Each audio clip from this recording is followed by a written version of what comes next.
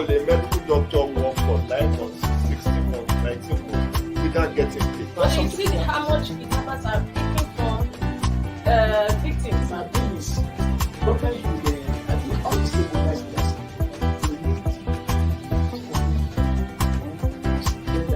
get that, and I think we get that.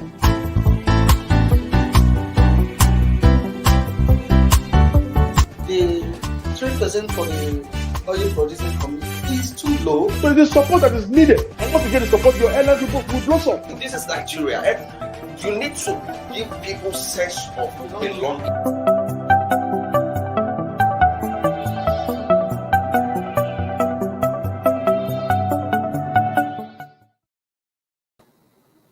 Good morning.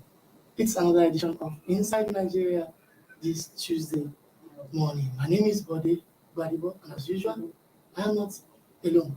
I have the little Winifred Obebo.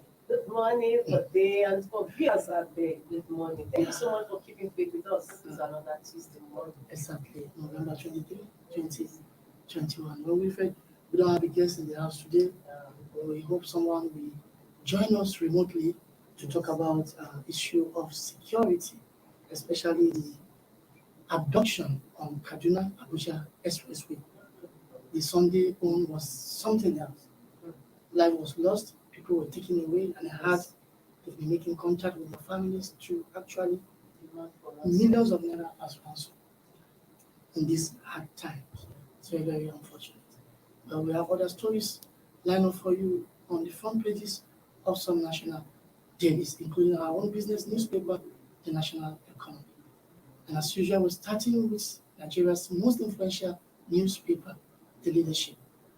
On the front page of Leadership this morning,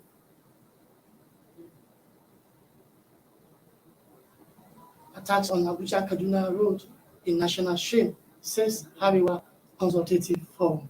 Attacks on Abuja Kaduna Road, a national shame, says Hariwa Consultative Forum. Bandits killed 4 in Katsina, 11 rescued in Kaduna attack. Bandit spiritual leader arrested in Niger. Insurgents, bandits fueling poverty, says President Muhammadu Buhari. Modern leaders lack courage to confront challenge, according to a coalition. Modern leaders lack courage to confront challenges, according to a coalition. Well, I don't know whether attacks on Abuja Kaduna Road is the only national shame we have. I think it's one of them. Okay, one of them. Is one of them. It's really sad. You know, this morning too, I also heard of somebody too who was also kidnapped. They were kidnapped. Their vehicle actually was kidnapped, and by providence, he was let go after his handset and the laptop were taken from him. They just asked him to keep running while they took the others. Well, and that was in Warri. He was on his way to Warri. This Sunday attack on Abuja Kaduna Road. I have someone very close to me also escaped abduction, but someone who was riding with him in his vehicle was not so lucky. That one was abducted. So that my family member just went back yesterday to pick his car, reading with bullets. It was coming from the wedding. Literally now, you know, Kaduna. we always say that, then often say that we don't sleep with our eyes closed anymore. But this time, not just sleep alone. We don't walk with our wide eyes. We walk with our eyes wide open now, presently in Nigeria. And this is really sad. I don't know. There have been so many rhetorics on. I was going to say that. And I don't know whose duty is it to protect us. But according to the Constitution, they say the government is for welfare and security. But here we have no security. Yes. Even But welfare. this coalition's stance that modern leaders lack courage to confront challenges, I don't think it's true. Because No, I want to believe that too. Most of the northern governors have spoken out.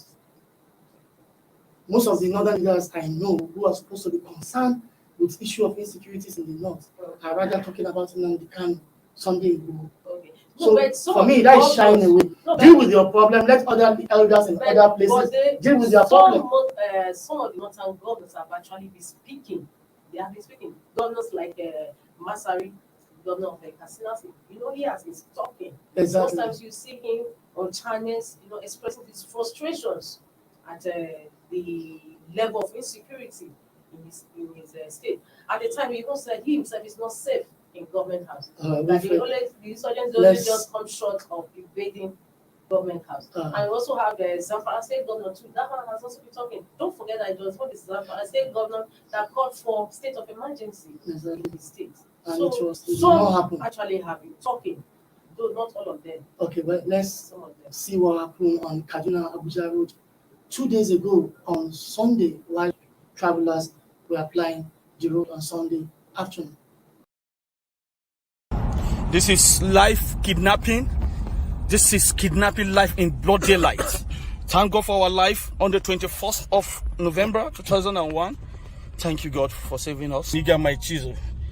Thank you, God. Yes, thank God. Life one. Correct. You can hear the gunshot. God is faithful. You can hear the gunshot. If slow down. God is faithful. Correct. You can hear the gunshot. God is faithful. You can hear the gunshot. Scaring them away. You can hear the gunshots. Live gunfire going on. God is faithful. Gunfire going on. Yes, sir. The past somebody. They don't carry. They have kidnapped some people.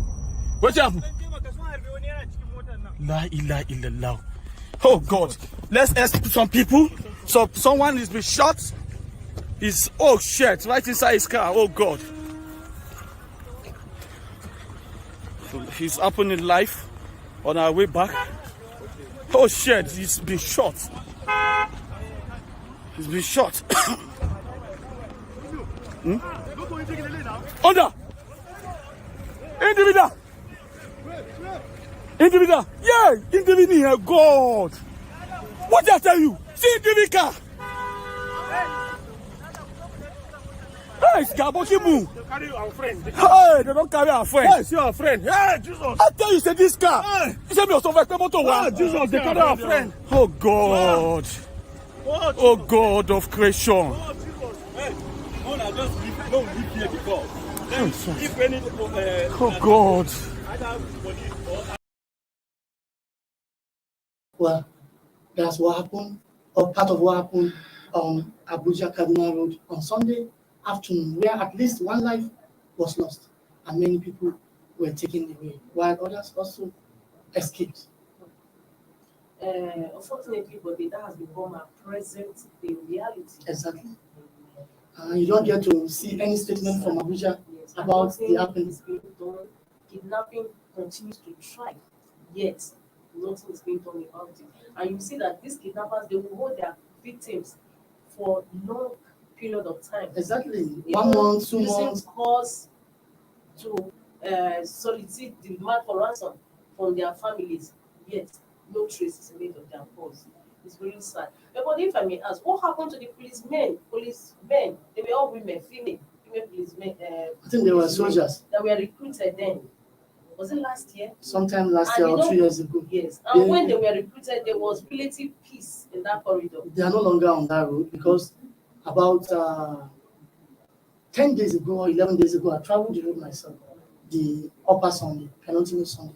I traveled the road. When I came back, I was telling people, this road that is so notorious, no single checkpoint on that road. No single checkpoint. From Abuja to Zaria to part of Katsina, no single checkpoint. And that is and there are kidnapping on that road. That is just what is caused my worry. I actually saw military men, but they were for different purposes. I saw them guarding construction workers by beggar doing work on that road. It's not about time we rethink security architecture because the situation whereby we've had guests on this platform who also speak on security issues in the country. Because in the north, where you have security issues like kidnapping and all whatnot, checkpoints are minimal. It's so minimal. Yet when you are going to the southwest, checkpoint from beginning to the end. South, it's every point you have checkpoint. I mean, it doesn't make sense. Well, I don't understand why the government choose to do that, because here where they have problem, there is no checkpoint. Though you can see dotted security vehicles here and there, but nobody manning them. Yes. And kidnapping continues. Nothing is it does. And I was not reading a story of a village in a ward in is it Adamawa, that the abductors wrote that they were coming to. Yeah, even part of Niger. They demanded for ransom or money. Yes. They went to the police station and the villagers were saying that the the soldiers, sorry, the security apparatus guiding the house of the SGF that is just close by is enough to provide security. Let for the me village. let me bring another puzzle to your notice. The moment you leave the border of Abuja here, you are traveling to Kaduna, Madela. After Madela is even Niger State. So Zuba is the last place in Abuja. So the moment you leave, okay, you enter Niger, you can use your phone. But the moment you get to after Diko, then Tafa is in Kaduna State, the one on the road, no network, no telecommunication network. Everything has been shut down. Up to Kaduna town, you can use your phone when you enter Kaduna town. The moment you leave Kaduna town, no more network up to Zaria. The moment you leave again, no more network up to Katsina State. They say they did this in order to checkmate ransom demand by kidnappers. But you know what? These kidnappers actually in the bush are using phone to call for ransom. So I read how one some time explain ago that? that they are not even using walkie-talkie. Exactly, Niger State says so. Satellite phone, who's giving it to them? You can see is an organized crime involving people in the city center. But I don't know, this beats my imagination when I think about it. And for instance, when I was coming to the office, I was listening to radio. The Senate president was commending the security apparatus. Oh, they are doing so well. And of course, I said, yes, they are doing so well. Unfortunately, we just need to see results. Because we can't say we are, fighting insecurity, and the more they are helping us to fight insecurity, the more it's rising. Exactly. Honestly, we cannot The more it's rising. debate this. Yes, you are doing so we cannot well. overemphasize They are this. doing so well. They are not sleeping for us just to keep us safe. But at the same time, we should be seeing the results. Well, it's an issue we continue to talk about until something is done. I don't know why government is keeping quiet in Abuja. I've not heard anything from Masuro yet about this unfortunate incident. Of course, nothing will happen. All right, we need to move away to the front page of our sister publication, the National Economy. Yes. National economy today. Chronic debtors on CBN's watch list risk ban from using banks. Chronic debtors on CBN, Central Bank of Nigeria's watch list, risk ban from using banks. Interesting, but what would they now use? Well, I wish Maybe saving their money at we home. have a banker with us to tell us whether this is necessary or not. When you say they will not use banks, well, I think it's also safeguard the banks, because when you are a chronic debtor, you are not ready to pay. Of course, you will injure the bank one day. Yeah, yes. But I don't know whether CBN should be doing this or AMCOM. That is another thing if we have a banker here to tell us. But I don't think the procedure should be of importance to us rather than the end result. Yes. We need to protect the banks so that the banks will serve the rest of Nigerians. Yes, and the purpose was created. And you know one interesting thing? People who are actually chronic debtors are people you praise outside as rich people. So how come they are rich outside and Yeah, they are they are debtors owing banks to the banks? sums of money. It's sad. And you know that, but I got to hear from somebody that most of these big men, they think when they borrow money from banks, they are not to pay back. That is what you just said. That most of these chronic debtors are people you call rich people outside, but to the banks, they are debtors. And you don't know what they are taking the money for. Are they taking the money for economic investments, that will yield results for them to be able to repay the banks? Or they borrow money to go and marry more wives? Or they borrow money to travel to the Bahamas, UAE for holidays? You don't really understand. Well, I think the CBN decision is the right step in the right direction in order to protect the banks and also protect investors' fund in the bank, so that the bank will be able to serve majority of And the bank customers. too should also be able to rise up and do the needful. They can, for instance, they can tell a would-be creditor that no, we are not borrowing you this money. We are not giving this loan. You understand? It's not every loan request that you grant. You have the right to say no to this particular loan. All right. It's sad. We read of a story. Sorry, before we move on again, a big man, so-called big man, how staff of the bank went to lay siege in his house, demanding that he should pay the Okay. Yes, I remember. That was close to the Anambra governorship Yeah, election. One of the called- candidates. Yes, one of in the the Anambra. candidates. And But it was said that the it staff took was an law in asset their job to hands. embarrass him. We don't know Took who the is saying the law truth and who is not in their saying the truth. hands. because it's not their job to go and ask demand for their money. It's the job of an anchor. All right, we need to go on a short break. When we come back, we will continue. We'll be right back.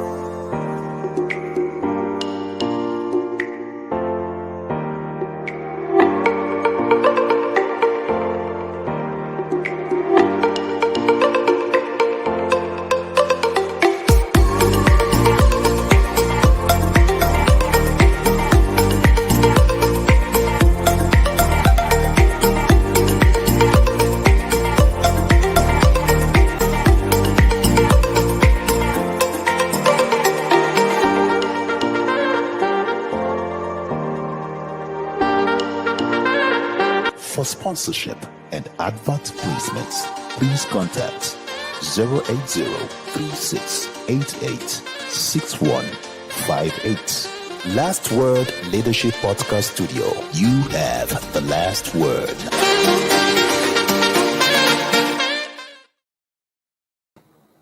Of course, here's where you have the last word. Throw in your comments through our social media platform, where also you watch us. It's still Inside Nigeria for this Tuesday morning, November 23, 2022. Well, the next newspaper on our menu this morning is the Nigerian Tribune. On the front page of Nigerian Tribune, not all governors against direct primary, according to Senate President Ahmad Lawan. Not all governors against direct primary, says Senate President.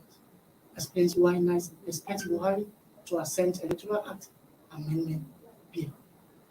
Well, this is another perspective to this hula balloon about direct primary as it is contained in the new electoral law. Now, the Senate President Ahmad Lawan told State House correspondents yesterday when he visited President Muhammadu Buhari that not all governors are against direct primary. But he didn't tell us who the governors are, who are against and who are not against. So how do we do? Well, in the first place, why should we be against direct primary? That for me speaks to democracy. Yeah, but Participatory democracy. The incoming 2023 election, you say that most of the independent contenders would actually not be in support. Will actually be in support of direct primaries because they know that if indirect primaries were to be the order of the day, okay, you understand, they'll be at the mercy of governors. You know how it is now.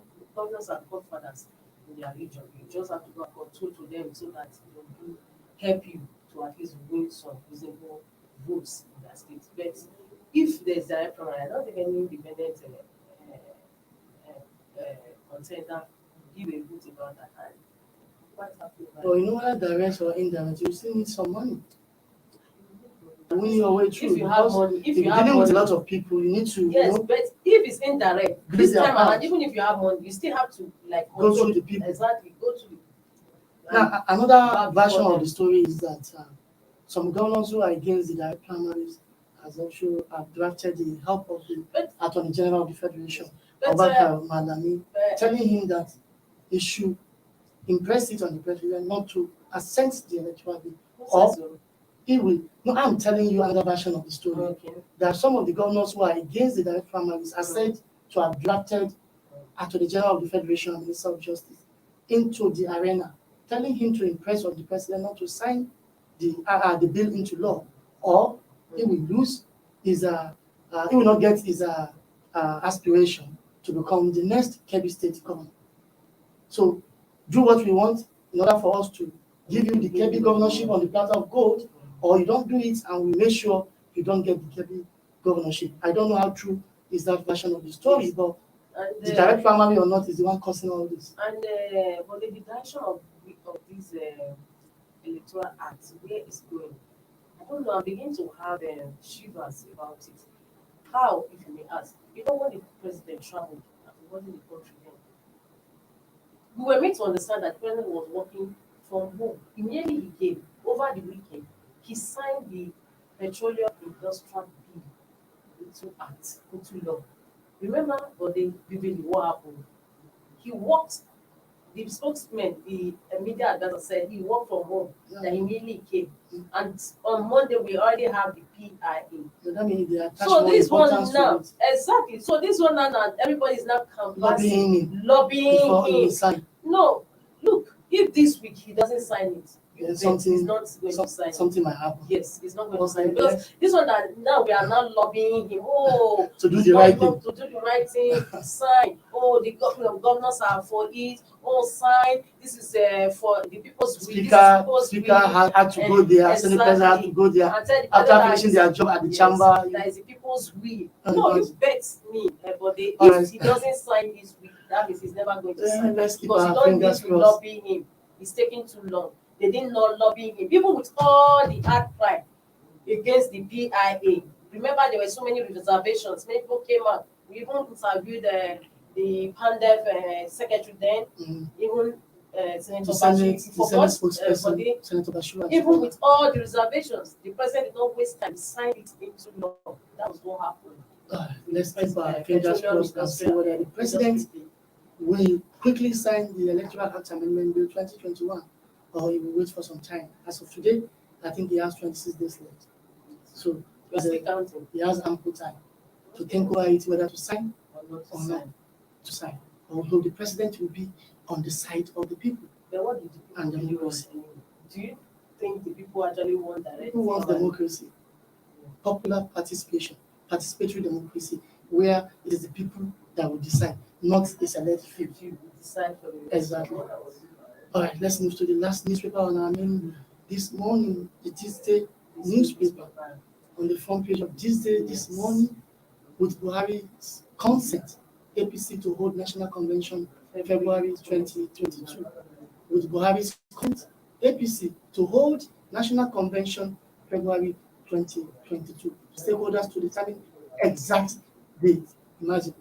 Yeah, After all this while, they were able to know the month, but they don't know the exact date. But I said so earlier. I said, look, all this one that they are just dilly-dallying about the date, by the convention. That why just President Muhammad Buhari should just come out and fix the date. That when he does that, everybody has no choice than to gravitate towards that day. Well, he's actually not supposed to do that. Exactly He's the president of the federal no, government. he's the rally. He's a member of the party. He's a national leader of the party, yes. No, but there are party structures. The party is divided and there are so many. Of course, it's a rallying point. It's the rallying point for them now, and he has done just that. And delaying their convention to actually 2022 is also indicative of a lot of crisis. Yes, just completed convention about a month ago. Now, 2022 should be the year of electioneering campaign ahead of the 2023 election. 2023 election is coming within the first quarter of 2023, so you don't have time to do anything in 2023. All you have to do will happen between the beginning of 2022 to the end of 2022. Now, they will go to convention in 2022 February. There could be crisis arising from that convention. They will take time to face that. Then when do you start to conduct primaries? You can see. Well, I think about this again. We can only keep our fingers crossed and see how it will play out. Then let's see another interesting story on the story of this day, just below the masthead. The one we just finished discussing, but from another perspective. According to Senate President Ahmed Lawan, governors should have dialogued, not combative, over the plan. So governors actually put on their glove to fight the lawmakers instead of dialoguing with them to see reason why it should be direct primary or not. So who will win this? It's President Buhari that will determine the last winner when he will sign the bill with direct primary, or when he say no, I can't sign, remove direct primary. I will be on the side of the governors. Interesting stories today, Winifred, on the front pages of Leadership, National Economy, the Nigerian Tribune, and of course the THISDAY newspaper. Our guests do not join us remotely today. Tomorrow is another day. Yes, tomorrow is another day. So what do you have to say again? Do you have anything to say? No, nothing to say about it except that just like Lawan said, I've discovered, not that I discovered it. Nigeria's politics is a matter of personal interest. Governors are, having their daggers strong now because the electoral act as it is, electoral bill as it is now is not to their favor. And why the National Assembly, the lawmakers on the other hand, are saying, no, we cannot continue to be under governor's control. Let it be democracy fully represented. I think it's okay. If they stand their ground, that is, they don't capitulate against the government. It's okay. And Buhari should do the right thing. And this debate should not actually be reduced to between National Assembly members and government. It should be debate about what is good for Nigerians, like you said earlier. Because National Assembly members and government are just minority, less than 500 persons. Yeah. So it's just personal interest. They are just about their personal interest. And a situation whereby, just as you succinctly put it earlier, a few minutes ago, that it should be actually democracy because the way it is practiced. You can't have delegates, maybe one person representing, just number of persons and say, no, I'm a delegate. The delegate system too is not as it is bad. It is what they call the electoral college in the US. If it is devoid of corruption, they can also be true representative of the people and go for your wish. They understand. But at the same time, even the direct, they easily compromise. It's also fraught with irregularities. That is the problem. And corruption. You forgot what happened in Anambra for one of the APC, you have so many. He won. He got over 300 votes, but that primary in the secondary election, it's got less than 50,000. So what happened? So where are those people who elected to become the parties? I think they wrote that result. They wrote the result. And the secondary election actually exposed it. Exactly. There should be lesson for other people and other political players. But viewers, thank you for being with us from the hours of 10 to this moment. Make it with us tomorrow for the midweek edition of Inside Nigeria. From I and Winifred. Yes. It's bye for now.